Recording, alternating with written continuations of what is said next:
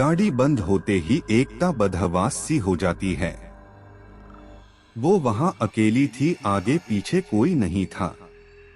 आगे जाती गाड़ियां एक के बाद एक आंखों से ओझल हो रही थी। एकता अब बेचैन सी होने लगी थी, धड़कनें तेज चल रही थी। उसके माथे से डर की बूंदें एक के बाद टपकने लगी थी। उसके आंखों में खौफ साफ दिख रहा था। वो घबरा के जोर जोर से सांसें ले रही थी। उसने अपने पर्स से फोन निकाला और जतीन का नंबर डायल करने लगी, मगर वहां मोबाइल कनेक्शन के नाम पर कुछ नहीं था। वो इतना डर गई थी कि वो गाड़ी से बाहर निकलना भी नहीं चाहती थी। उसे कुछ सूझ नहीं था, बस गाड़ी स्टार्ट करने में लगी थी।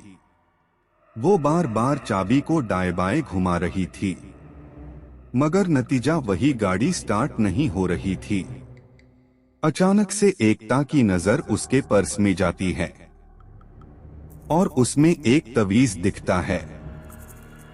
वो तवीज जो एकता की मां ने आखिरी सांस लेते वक्त दिया था और कहा था कि ये तवीज बुरे वक्त में तुम्हारी हिफाजत करेगा।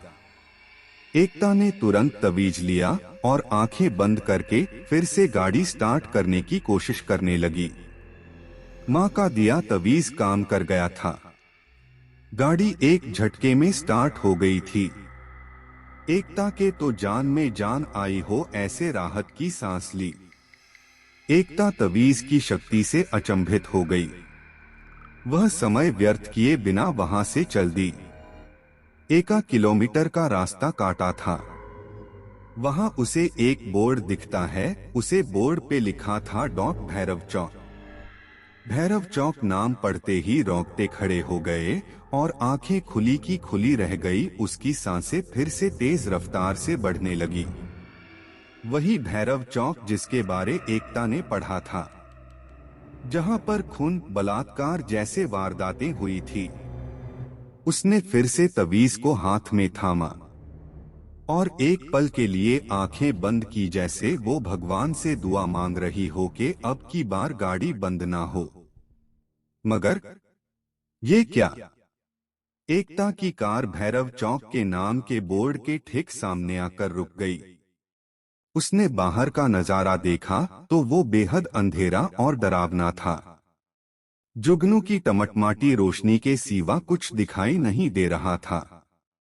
एकता ने फिर से तवीज उठाया और आंखें बंद करके भगवान का नाम लेती हुई गाड़ी स्टार्ट करने में जुट गई।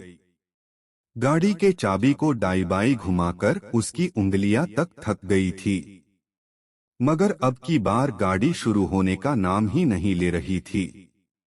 1-2 बार फोन भी लगाया, मगर वहां भी उसे नाकामयाबी मिली। वो इतनी डरी हुई थी कि गाड़ी से बाहर निकलने में भी उसके पैर कांप रहे थे। तभी उसे सामने कुछ दिखा। सामने से सफेद रंग की कुछ धुंधली धुंधली आकृति आ रही थी। एकता उसे देख दहल गई और बदन में कंपकंपी होने लगी। वो आकृति जैसे जैसे आगे आ रही थी, वैसे वैसे एक आकृति से 3 आकृतियां हो गई थी। काले घने अंधेरे में सफेद रंग साफ साफ दिख रहा था। एकता उसे देख बस सोच रही थी, ये क्या आ रहा है? सफेद चादर ओढ़े कोई आदमी या फिर कोई भूत प्रेत? एकता के पसीने छूटने लगे थे। एकता ने जल्दी से गाड़ी के शीशे बंद है कि नहीं ये तसल्ली कर ली और वहां बैठे बैठे तवीज को थामे आंखें बंद करके भगवान का नाम जपने लगी। अब वो आकृतियां एकता के गाड़ी के आगे पीछे मंडराने लगी थी। सहमी हुई चांदनी जोर जोर सांसें लेकर हल्की सी कनकियों से देख रही थी। तभी किसी ने गाड़ी के शीशे पर जोरदार वार किया। एकता उस तरफ देखा तो मालूम पड़ा कि वो गाड़ी के शीशे तोड़ने की कोशिश कर रहे थे। एकता घबरा के जोर जोर से चिल्लाने लगी, बचाओ बचाओ।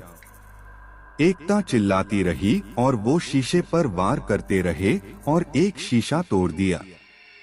शीशे टूटते ही एकता को कहीं से मदद मिल जाए, इसलिए वो जोर से चिल्लाने लगी, बचाओ, कोई मुझे बचाओ। किसी ने गाड़ी का दरवाजा खोल दिया और एकता का हाथ पकड़ के गाड़ी से एक झटके में बाहर फेंक दिया। वो गाड़ी से बाहर गिरकर एक पत्थर से आ टकराई। एकता मानो अधमरी सी हो गई थी। उसने हिम्मत जुटाई और वहां से उठ खड़ी हो गई तो उसने देखा कि वहां 3 सफेद चादर ओढ़े 3 शख्स थे। वो तीनों के चेहरे काले, दहशत भरे और भयानक थे और सब हाथ में चाकू लेकर खड़े थे। एकता समझ गई कि ये सब लुटेरे हैं और बिना कुछ बोले एकता ने सोने चांदी के जेवर निकालने लगी। ये सब ले लो मगर मुझे जाने दो, एकता से बिलखते हुई उन लुटेरों से कहा। एक लुटेरे ने तुरंत एकता के हाथों से सब जेवर छीन लिए। एकता अभी भी बिकल बिलक कर बस रोए जा रही थी। ये सब तो हम लेंगे ही मगर इतनी लूट काफी नहीं हमारे लिए। एक लुटेरे ने एकता के ऊपर हवस भरी नजर डालते कहा। एकता लुटेरों का इरादा समझ गई थी और एक सांस लेकर वहां से भागी। वो तीनों भी उसके पीछे भागे मगर सहमी हुई एकता कितने तक भाग पाती।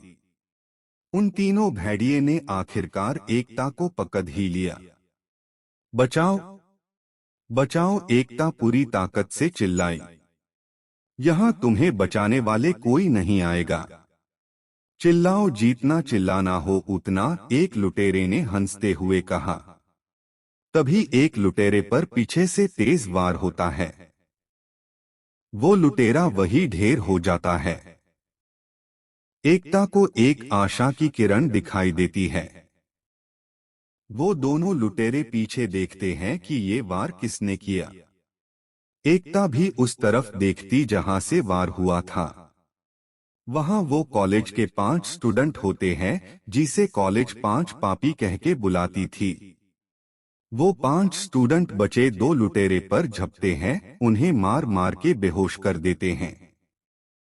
एकता वहां सहमी खड़ी आंखों से आंसू बरसाती बस देखती रही थी और सोच रही थी कि जिस 5 पापी को बुरा और गलत समझ रही थी वही लोगों ने आज एकता को बुरे हादसे से बचा रहे थे। मैडम हम बुरे हैं मगर इज्जत सबकी करते हैं, आप बेफिक्र होकर जाइए। ये बंटी आपको सुरक्षित घर तक छोड़ देगा और हम इन लुटेरों को पुलिस के हवाले कर देंगे। इन लोगों ने भूत प्रेत के नाम पर बहुत लूट मचा रखी थी। अब पुलिस इन्हें मजा चखाएगी, एक स्टूडेंट ने कहा। मुझे माफ कर देना, मैं तुम लोग को गलत समझ नहीं थी मगर तुम। इनसे आगे एकता के मुंह से एक शब्द भी निकल नहीं पाए। एकता के आंसू ही थे जो सारी बातें बयां कर रहे थे।